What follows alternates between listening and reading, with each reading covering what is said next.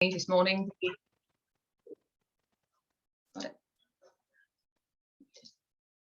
Thank you all for joining me to listen to the Gomez Addams paper. Sam was talking about going off on tangents then, and this really is sort of 2 hours of tangents, so enjoy that. Just what the Gomez Addams paper is, I'm going to define a little bit more in a second, but I'm going to introduce myself first. So my name is Charlie, and I have quite a diverse range of interests. So my world really is filled with grey areas. I am a social researcher and historian, and my first love really is the Victorian idea of death. So mourning traditions, funeral superstitions, and the way the Industrial Revolution completely transformed our view of death. To condense a rather large topic, we can basically see that with Darwin's 1859 publication of The Origin of Species, the events of dying went from being a certainty to a massive grey unknown. So if evolution was true, did God exist? And if there's no God, then is there an immortal soul? And is there an afterlife? And if not, where do we go when we die? So these are all questions which people had previously been able to answer with conviction that now sort of hung in the air and created this kind of grey void. Outside of that, I'm also an anatomist. So I'll just minimise the speaker view. There we go. And this is a profession which itself works very closely with death and within the confines of its own grey area. And that grey area really is the balancing act that's known as professional detachment. So when we're working with cadavers, we exercise respect. They're not just bodies or body parts, they're somebody's mother, father, brother, cousin, somebody's loved one, to be treated with a tremendous amount of respect and gratitude for what they've given us. On the other hand, they're also now teachers, and they've been incredibly selfless in giving themselves as tools of research and learning. So to be overly conscious of their humanity is maddening, and it strips us of the ability to perform our jobs. But on the other end of the scale, to become desensitized is to lose our own humanity. So we have to learn how to practice somewhere in the grey area between the two poles, having a healthy balance of both detachment and respect. And I was thinking about all these different balancing acts and grey areas one night as I sat down to watch one of my favourite films, which is The Addams Family. And I'm going to play the trailer for you now, just for anyone who's not familiar. Ooh.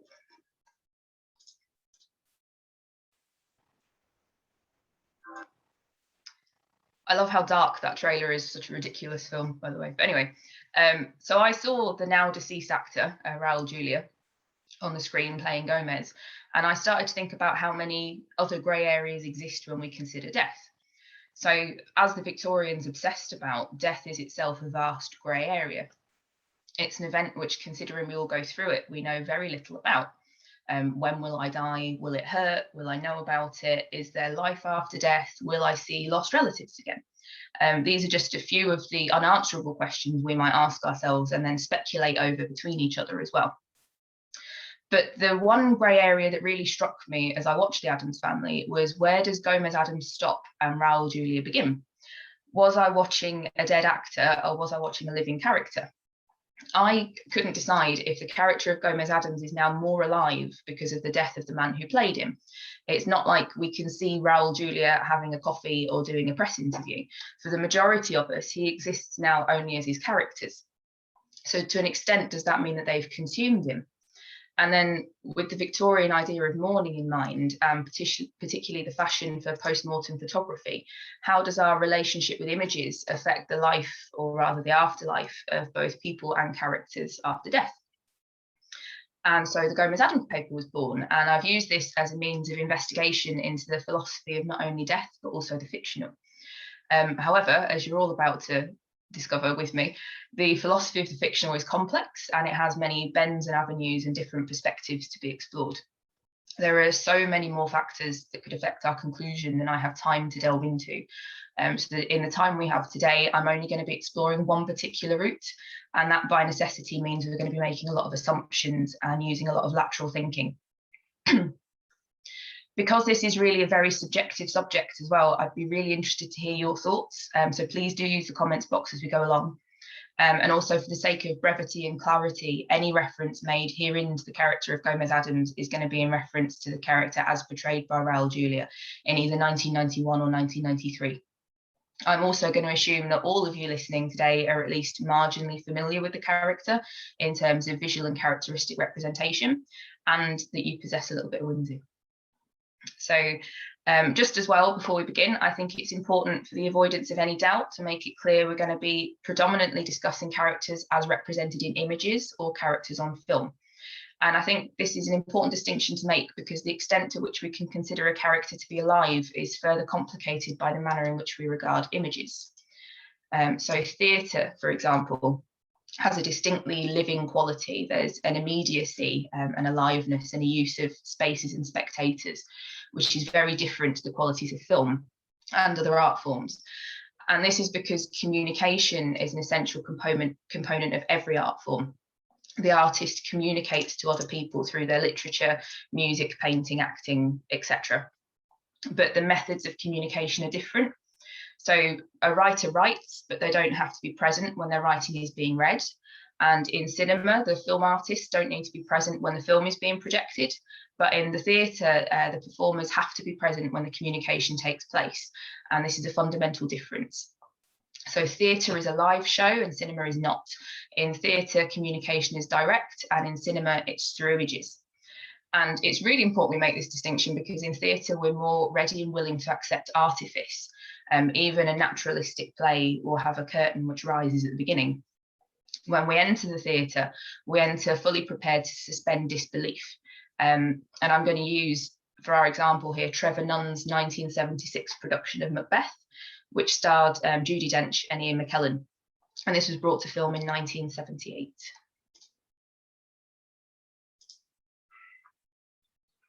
Wherefore was that cry? The Queen. So notoriously difficult to stage. Macbeth, as we've just seen under Nunn's direction, revealed a fairly revolutionary staging for the Royal Shakespeare Company. Up to then, the play was usually the basis for spectacular large-scale productions, and Nunn cut out all the clutter and staged it with a simple unadorned circle with no scenery, minimal props, edged by cast and audience and swathed in darkness and shadow. And in this circle, the incantations of the three witches suddenly took on an enormous and very disturbing power, which you'll get if you watch the recording of it. It was as if evil was indeed being summoned, and the actors in their dark, simple costumes would step into shafts of light and convey their lines very simply and very clearly, as if from within some dimly remembered nightmare.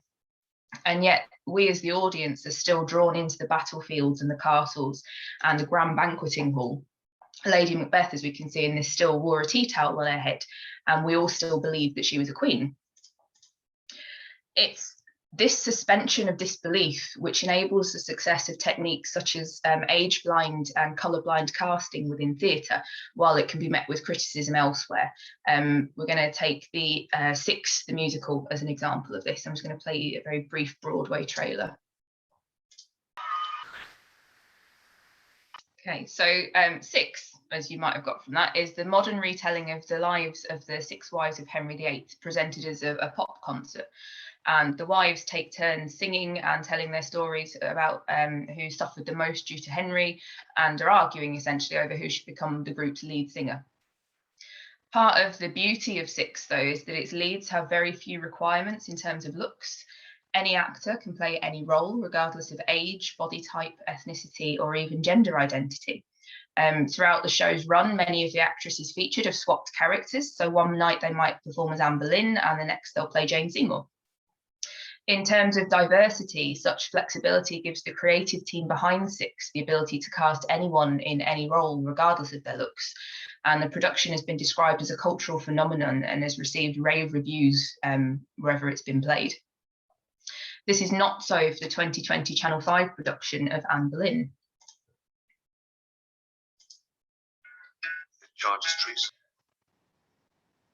So when Channel 5 announced the cast, the show's eponymous star, black actress Jodie Turner-Smith, faced an immediate backlash from critics who objected to a woman of colour portraying the white Tudor queen.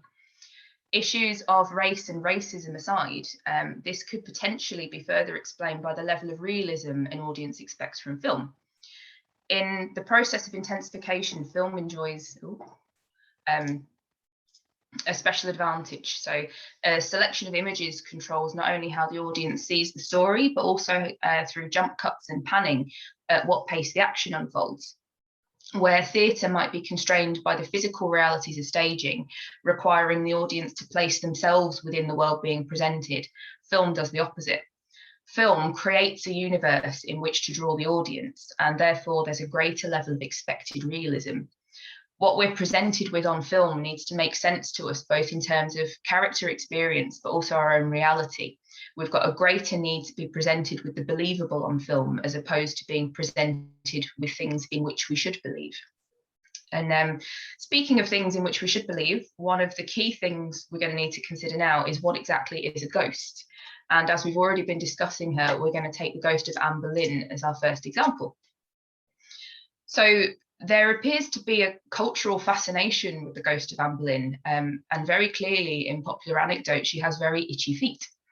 Her sociable spirit is one of the most frequently cited and arguably one of the most famous spectres in Britain, being seen regularly around Saul Church, the Tower of London, Blickling Hall, Marwell Hall and Hever Castle, which outside of other reported regular haunts makes for a roughly 682-mile round trip, give or take a few. The ghost of Abraham Lincoln goes one further, being said to haunt both the White House and several sites in Illinois, almost 800 miles away. So if we were to consider such spirits to be discarnate entities, which essentially means they're homeless souls, so they're endowed with free will but bereft of a physical body in which to reside, do we also consider that they therefore endure a grueling daily commute, complete with an Oyster card and a Beetlejuice-style guidebook for the recently deceased? Beetlejuice, coincidentally, is a really good example of what I mean by discarnate entities. And that's what I mean. I'll say that again for the recording. Sentience but no body is what I mean by discarnate entity. If, however, we don't consider ghosts to have sentience, then maybe they're subject to a twist of quantum mechanics known as quantum superposition. And this is a fundamental principle that states that every particle in the universe is also a wave, and waves can occupy multiple places in space at once, meaning that any chunk of matter can also occupy two places at once. But then that seems very complicated, and what's the atomic makeup of a ghost? Mexican film director, producer, screenwriter and author Guillermo del Toro Gomez, which is a very apt name, explores the question of what is a ghost in the pre-credit sequence of his 2001 horror drama, The Devil's Backbone. For anyone who couldn't see the subtitles there, the narrator is asking, what is a ghost? An emotion, a terrible moment condemned to repeat itself over and over, an instant of pain perhaps, a sentiment suspended in time like a blurry photograph, like an insect trapped in amber. For those who haven't seen it, The Devil's Backbone follows the story of 10-year-old Carlos, who arrives at Santa Lucia Orphan School after losing his father in the Spanish Civil War in 1939. Gradually, Carlos uncovers the dark secrets of the school, including the child ghost that wanders the grounds. The Devil's Backbone was described by the New York Times as balancing dread with tenderness and refracts the terror and sadness of the time through the eyes of a young boy who only half understands what he is witnessing. For this reason, the film has been described as a humanist ghost story, or a story that focuses on the human experience. And this is reminiscent of other ghost stories, such as The Others and The Sixth Sense, which look at the paranormal as just another level of reality, and in a much more sympathetic light than that of traditional ghost stories, which often present ghosts as malevolent beings who are blindly intent on tormenting the living. In a 2002 interview about the film, Del Toro went into detail about his belief in the paranormal, saying, I believe in ghosts because I've experienced it, otherwise I probably wouldn't believe in ghosts. I inherited my late uncle's room after he died. He and I were good friends. He died young, but about a year or two before he died, he said to me, when I die, I'll come back and let you know if there's anything out there. I inherited his room, and while I was in his room watching TV, I started hearing him sigh really sadly. I realised it was an honest-to-goodness disembodied voice floating about half a foot from my face, and I realised who it was in a flash of introspection. I left, and I never came back to that room. Del Toro's uncle then, in this instance, was a discarnate entity. He came back to him with a free will and a purpose, but no body. But I much prefer the idea of haunting that is set out by Del Toro in The Devil's Backbone, an emotion, a terrible moment condemned to repeat itself over and over, an instant of pain or a sentiment suspended in time. And this leads us on to a discussion of the stone tape theory of haunting, that being that hauntings are atmospheric. So named for the 1972 BBC television play The Stone Tape theory asserts that our atmosphere stores events, particularly those with a high emotional charge, and they're replayed. So to consider a ghost under the auspices of stone tape theory presents them as imprints which have no sentience nor free will. They are as characters on film, set to replay the same loop for as long as it is rewound. Catherine Howard, who is a cousin of Anne Boleyn and another of Henry VIII's unfortunate queens, is an excellent advocate for stone tape theory. At the time of her arrest for adultery in 1541, she very famously broke free of palace guards and ran screaming in a desperate attempt to reach the chapel royal where her husband the king was praying. Her screams and pleas were to no avail, however, and she was executed in 1542 at the age of 19. So traumatic was her run through the palace and so emotionally charged that her ghost is now said to run endlessly along the haunted gallery at Hampton Court Palace, begging for her life.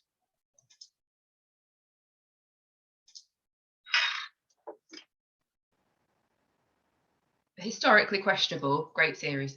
But if ghosts are recordings of past events, what does this mean for characters on film? When it comes to viewing fictional characters on screen, what effects do images have on those who never truly existed in the first place? Particularly once an actor is deceased, is a film merely a showing of a recording or the production of a ghost?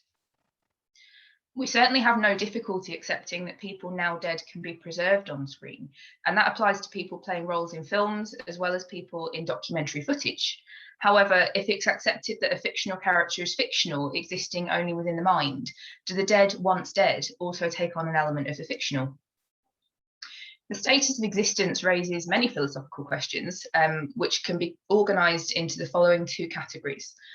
Firstly, is existence a characteristic of an individual? To take into account Kant's thesis on existence, which is that it's not a real predicate or determination of a thing, existence is not a characteristic of an individual. To the Christian, for instance, God exists simply because we believe that he does, or to be more precise, God exists whether we believe in him or not. Faith is simply the acceptance of his existence as fact without concrete proof. So if we therefore accept that existence is not a characteristic of the individual, then fictional characters must exist. So to illustrate, what's the difference between Gomez Addams and an existing Gomez Addams? Simply to be Gomez Addams, he must already exist, because only existing things can be represented by an example. Secondly, if we dispute that assertion and say that existence is a characteristic of an individual, then are there individuals who lack it? Does an individual need to at some stage exist physically in order to exist at all? The possibilist theory of fictional entities here becomes useful because it determines that there are entities which exist merely as possibilities. In possibilism, fictional objects are just like actual objects, except that they exist only in various non-actual worlds or universes. And this is an idea we're already very culturally familiar with fans and critics regularly discussing alternate universes such as Marvel, DC Comics, Middle-earth, and Westeros. So arguably, indeed, every work of fiction is set within its own universe. Furthermore, to say that fictional things don't exist is the same as saying there's no such thing as fictional things, which is a paradox. So fictional things must exist. The possibilist theory of fictional entities, or the possible worlds framework, holds that Gomez Addams does not exist in our actual world, but he does exist in a possible world, a world in which the Addams family stories are based in fact.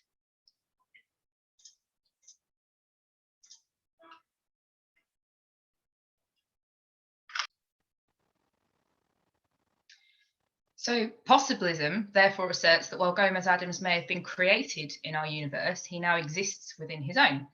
And this is further reinforced by the way we talk about Gomez Addams as a man, in that we don't speak of him in terms of possibilities.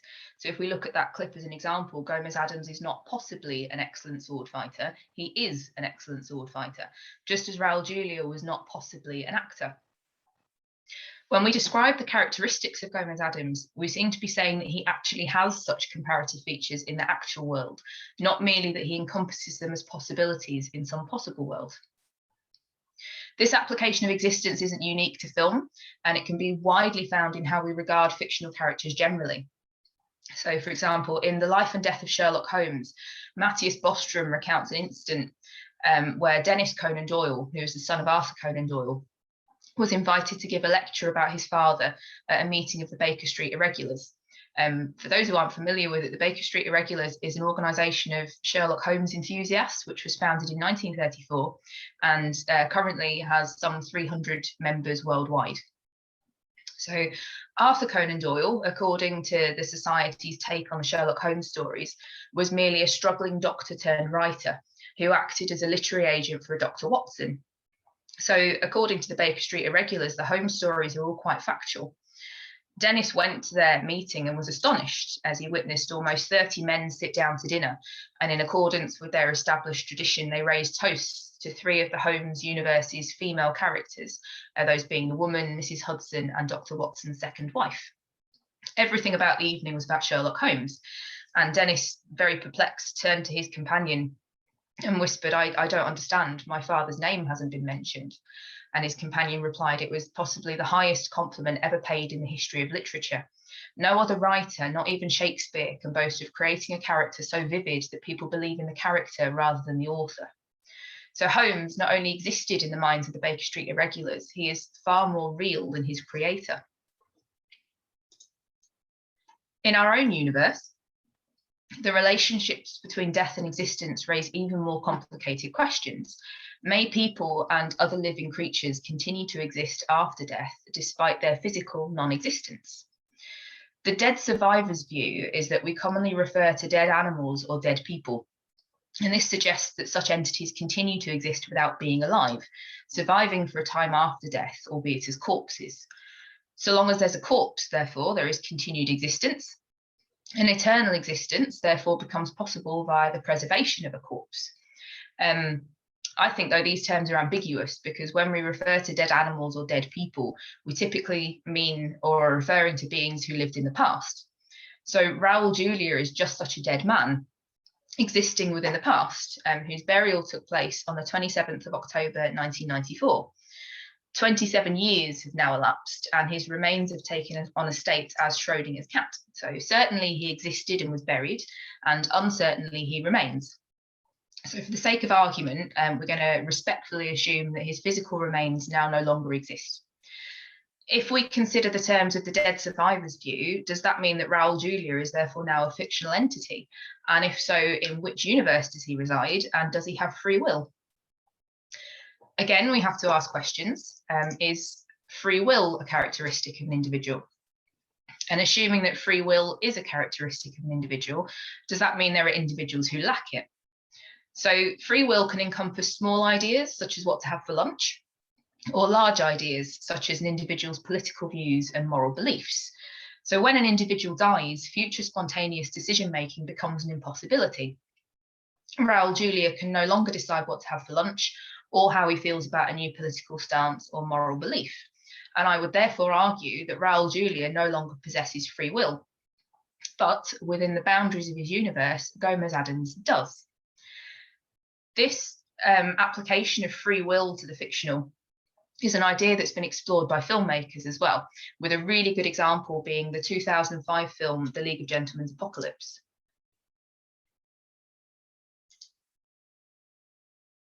Following on from the popular television series, the characters of Royston Vasey learn not only that they're characters, but also that their creators plan to stop writing their stories and thus end their fictional lives. Characters such as Mad Butcher Hilary Briss, creepy German exchange student counsellor Herr Lipp, and businessman Jeff Tips set out on a desperate mission to our universe, to London, to confront their creators and save their twisted universe from destruction. It makes for a very weird and entertaining film, but to enjoy it, we have to believe that the fictional characters involved possess sentience and free will. Excuse me. And really, I'd argue that all fictional characters do, not just the ones who've had it written into a script. Unlike the recorded ghost of stone tape theory, fictional characters can arguably be seen to possess free will because neither literature nor film generally run in real time.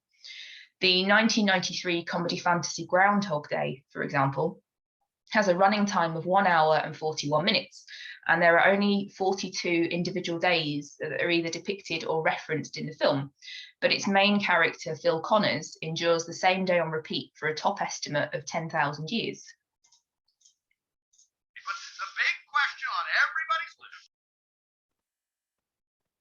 This means then that out of the possible 876 million hours of Phil's documented consciousness, roughly 875,999,998 of them are unaccounted for on film. But his character continues to learn and develop. He masters the piano, French poetry, ice sculpting, basic first aid, and mechanics, to list just a few. So the hours of his existence must be accounted for in the same way that a person on the other side of the world doesn't cease to function merely because we don't see them. So if when he's off screen, Gomez Addams is busy living his best life, can we therefore reasonably consider him to be currently more alive than Raoul Julia?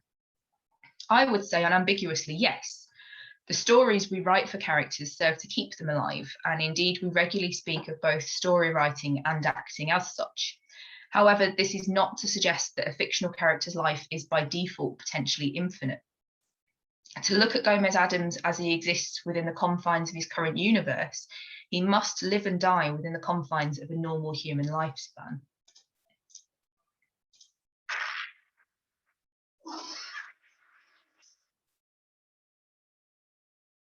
As Morticia guides us and Fester around the family cemetery, we learn that Gomez Addams would not survive execution by firing squad, which saw the end of Aunt Laborgia. He would not survive being torn limb from limb by wild horses, which was the grisly death of Cousin Fledge. He wouldn't survive burial alive, which was the unhappy ending of Uncle Aymar. And he wouldn't survive an angry mob, which was the fate of the much adored mother and father Addams. So indeed, just as Morticia is very famously seen clipping the heads off of blooming roses, finding a a perverse beauty in decay, so her husband appears to find a unique beauty within the idea of death.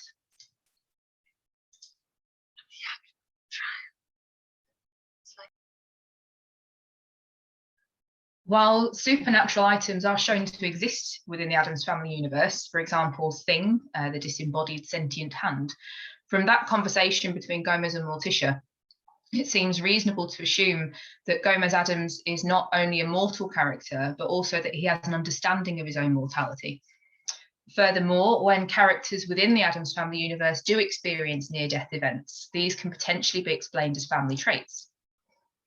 Both Fester and Pugsley survive electrocution, for instance.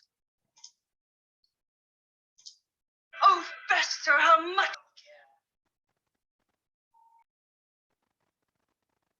While Debbie Jelinski, who is a non-biological Addams, meets her end reduced to a pile of ash. Goodbye, everybody.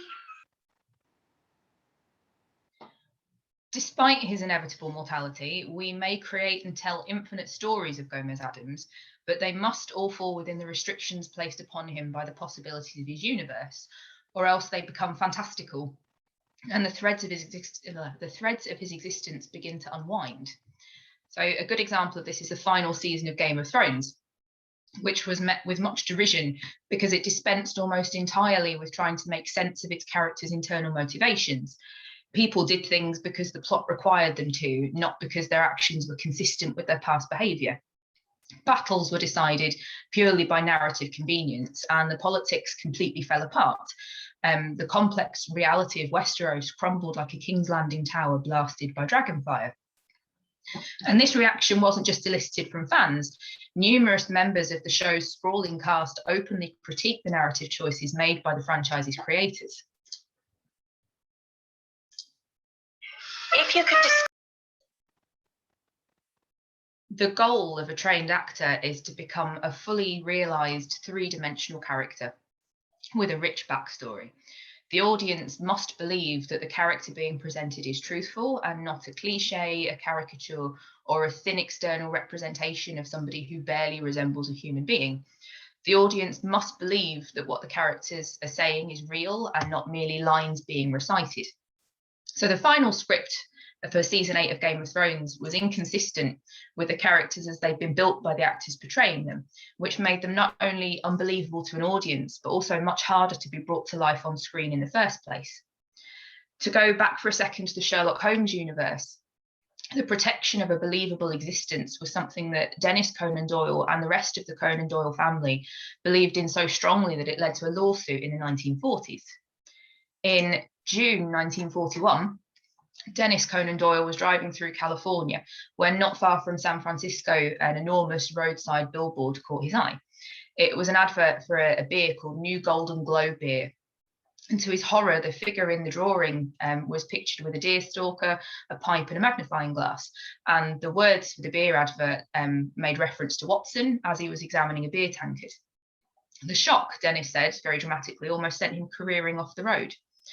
It was a flagrant breach of copyright. And if that wasn't enough, it was using Holmes and Watson in a beer advert, which was clearly undermining the value of the characters. But unfortunately for the Conan Doyles, it transpired that the copyright issue was not altogether straightforward. The brewery argued successfully that Sherlock Holmes appeared regularly in adverts for all manner of companies, so the family couldn't reasonably expect people to ask permission. They had more success in controlling the character's portrayal on film, however. A series of films produced by Universal Pictures with Basil Rathbone in 1942 was said to have been based loosely on various Holmes stories, but the odd plot element aside, very little of the original narratives remained. While Dennis and the rest of the Conan Doyle family supported the productions wholeheartedly, above all else, the family wanted to preserve the respect audiences felt towards Holmes and avoid any parodies turning him into a joke.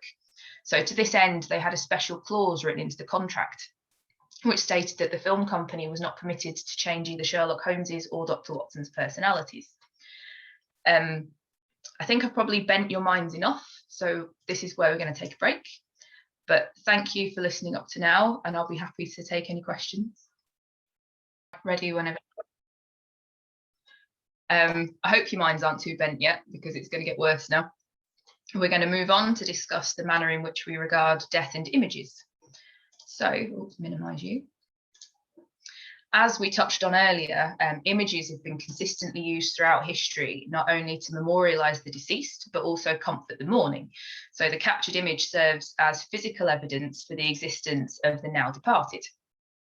In the long 19th century, the practice of photographing people after the event of their death was a service which began very early into the history of photography, and one which would diminish as photography became more widely affordable and less of a novelty.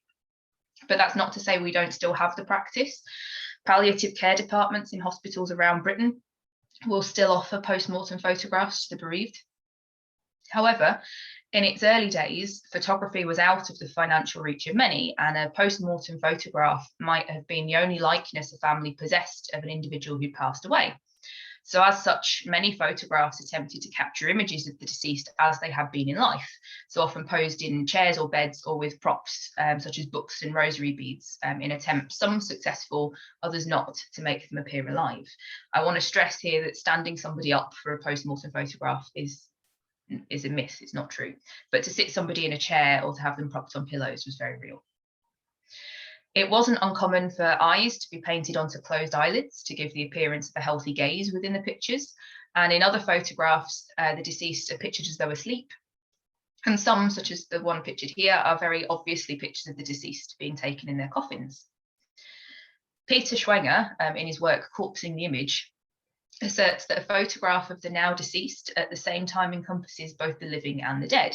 So attesting to the reality of the object depicted, the photograph implies it is alive, even if that life is always in the past tense and thus already dead.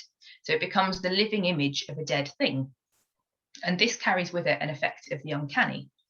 So in other words, the image becomes Schrodinger's image, being at once both alive and dead, a moment frozen in time.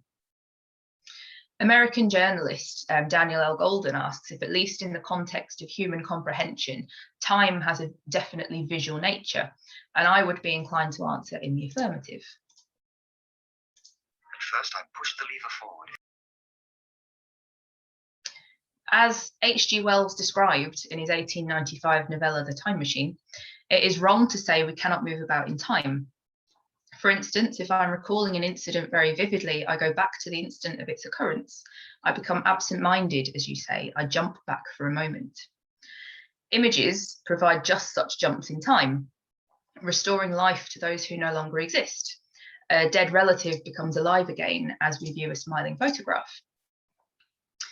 By the same token, we can therefore consider that images of Raoul Julia's portrayal of Gomez Addams provide a link to the deceased, restoring life to a man who was an actor and reinforcing his non-physical existence. However, the events that we witness Gomez Addams experiencing are not the same as the events experienced by Raoul Julia, and we're going to take a look at the mamushka as an example of this. So the mamushka, which is one of my favourite dance scenes in anything ever, as experienced by Gomez, is a very different experience to that perceived by Raoul. So we can see that while Gomez very proudly and very confidently declares, "We danced the mamushka while Nero fiddled, we danced the mamushka at Waterloo, we danced the mamushka for Jack the Ripper," being fully aware of both the historical context of the Addams Family tradition and his competency at the performance, back in the empty ballroom, Raoul watched the playback of the dance scene on a monitor, knitting his brows together intently before finally declaring, "It's good, isn't it?" While Gomez performed with the weight of tradition, confidence, and understanding behind his actions, Raoul performed with the weight of uncertainty. The captured image here, therefore, serves as physical evidence for the experiences and existence of Gomez Addams. To illustrate this divide a little bit more, we can consider the age-old question. If the actor Peter Falk only had one eye, how many eyes does Columbo have? In a similar vein, Forrest Gump's Lieutenant Dan was a double amputee, but the actor Gary Sinise was not, or is not.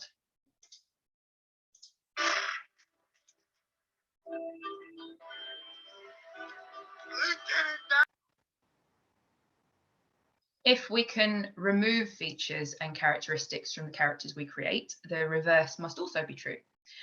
We can therefore assert that the actors and the characters they portray are distinctly different people, existing with their own characteristics within their respective universes, collecting their own sets of experiences. Gomez Addams therefore now exists independently to Raoul Julia. And so it becomes time to answer one of our original questions. Is a film merely a showing of a recording or the production of a ghost? As I stated earlier, to consider a ghost under the auspices of stone tape theory presents them as emotionally charged imprints, which have no sentience nor free will. They are set to replay the same loop for as long as it is rewound. But while the events we see on film often embody a high emotional charge, this is where the similarities can be seen to end. When taking into consideration the philosophy of the fictional, we can see that characters on film embody so much more than the mere shadows of the actors who portray them, possessing arguably self-awareness, free will, and existence within the realms of their respective universes. To entertain ourselves, we create and observe their emotionally charged moments. If we're going to take that to the extreme, does this mean, therefore, we should also be mindful of the ethics of the fictional? A large body of psychological research has demonstrated that stories change beliefs, attitudes, and even audience personality traits. And at first sight, results like that might seem surprising. Like, who would think a simple story can induce people to change their lifestyles? For example, making people believe that eating chocolate helps you lose weight, or that brushing your teeth is bad for your gums. But this is exactly what some studies have found. Moreover, it's not just factual stories that hold the power to persuade. Indeed, although it seems unlikely that narratives which spectators know to be fictional can persuade them to change their worldview, many experiments have shown that fiction is just as powerful, if not more so, than fact. The morals and values embedded in stories matter, although to date there's no definitive study which has explained why stories shown to be figments of the imagination have such potential for persuasion. However, outside of the ethics of our own universe, what about the ethics of the fictional universes we create? We're going to go back to the Game of Thrones universe, and we're going to look at the character of Theon Greyjoy, for instance. So to summarise a very complex plot very quickly, Theon Greyjoy is the youngest son of King Balon Greyjoy of the Iron Islands, and he's captured by rival House Bolton, and this leaves him at the mercy of a character named Ramsay. Now, Ramsay Bolton is a genuine sociopath, seeming to be the personification of pure evil. He has no redeemable features. He is dishonourable, manipulative, ruthless, extremely sadistic, sexually depraved, wild, and completely capable of committing unspeakable atrocities without remorse, simply for pure amusement. Ramsay fully admits and indeed revels in the fact that he tortures and kills innocent people for no reason whatsoever. He simply relishes the thought of inflicting as much pain and degradation as possible. At the hands of Ramsay Bolton, Theon is tortured, castrated, and forced into servitude, eventually being turned into a broken pet named Reek.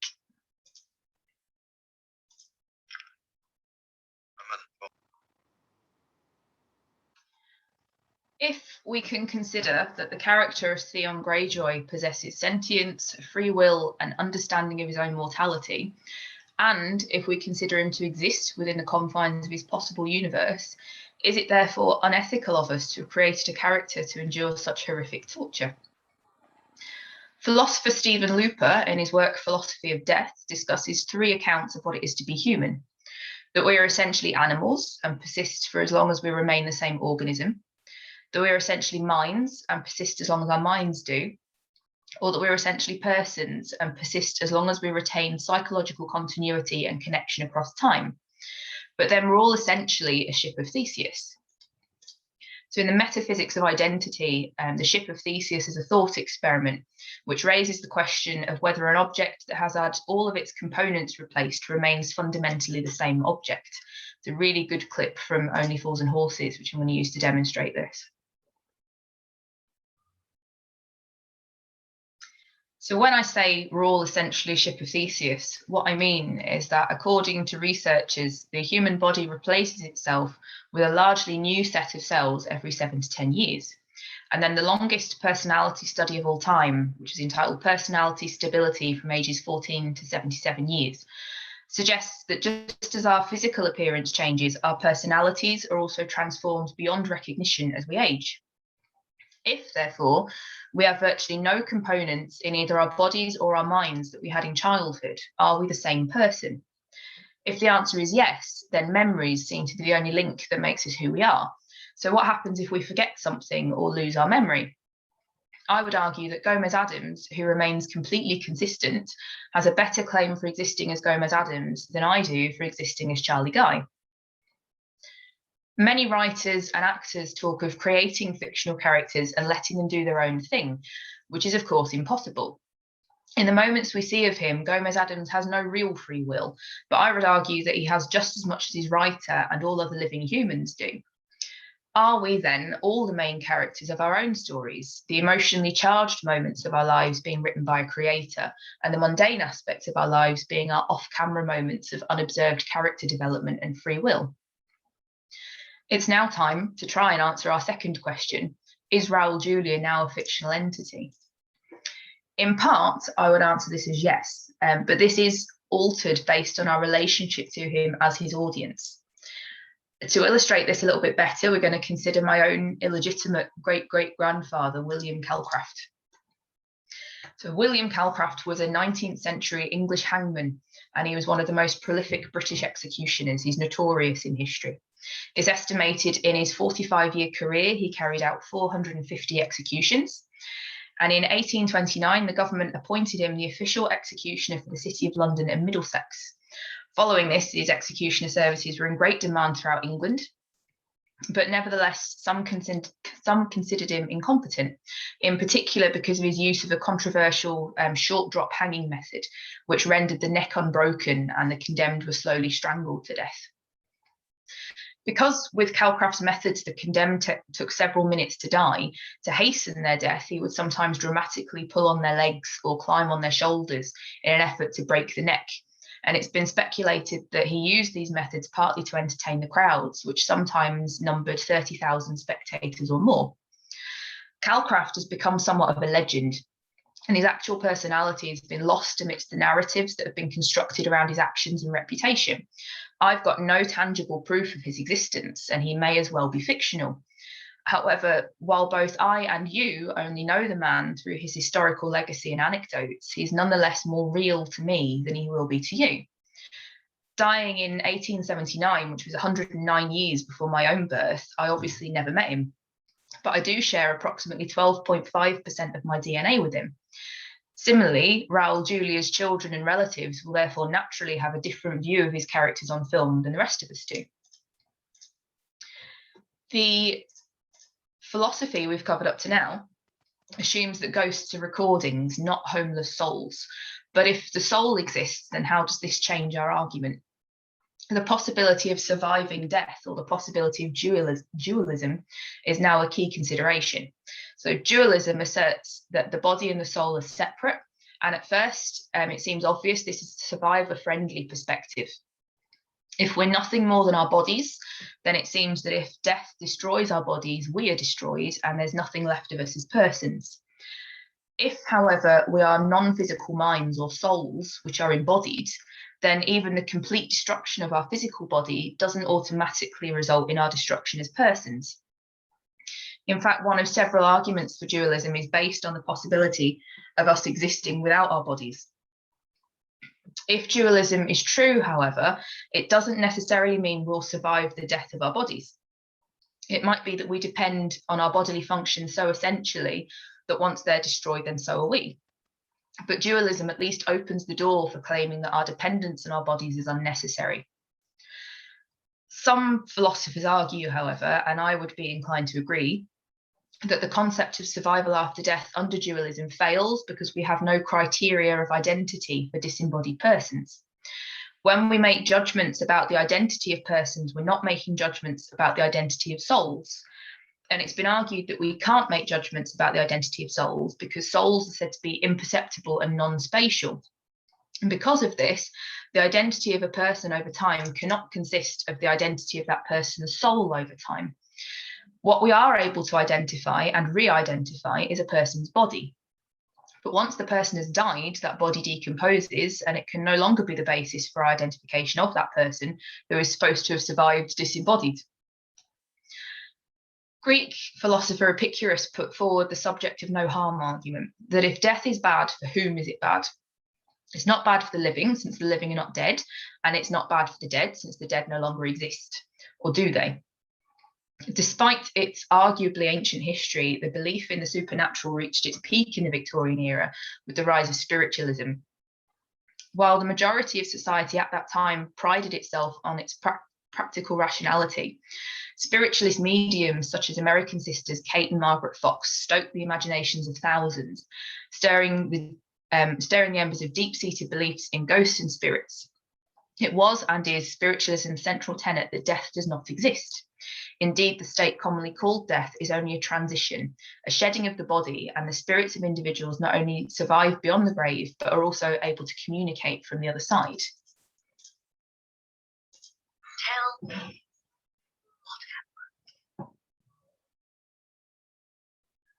The belief in a spiritual existence also affects attitudes towards the physical bodies that are left behind. So Scottish biographer James Boswell famously stated in 1791 that 5,000 years have now elapsed since the creation of the world, and still it is undecided whether or not there has ever been an instance of a spirit of any person appearing after death. All argument is against it, but all belief is for it. So the key word here is belief. To the overwhelming majority, a corpse is not merely rotting meat. To the living, a corpse retains the identity of the deceased person to whom it once belonged. And with the belief in the continuation of that identity comes the belief in the possibility of spiritual visitation. And this is a belief which has been perpetuated by both common fancy and organised religion. With the tenacious Christian promise of revelation, for instance, and the inevitable reanimation of the dead, death therefore traditionally was and still is perceived by many not as a severance but a siesta.